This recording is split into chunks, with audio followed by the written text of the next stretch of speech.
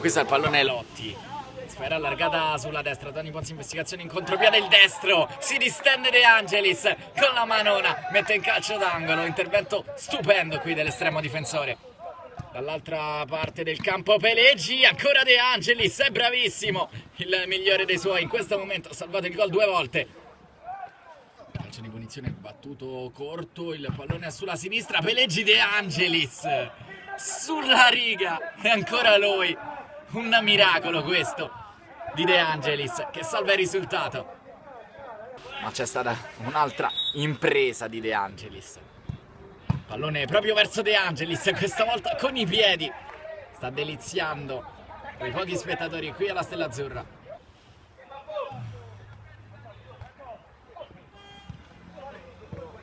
Pallone sempre per la Tony Ponzi investigazione, il tiro. De Angelis con il piatto questa volta. Dice di no a Baroni. In mezzo a due avversari gli scippano il pallone. Può ripartire la Tony Ponzi investigazioni in contropiede. Il pallone per il difensore centrale Bettinelli. Ancora una volta De Angelis con i piedi.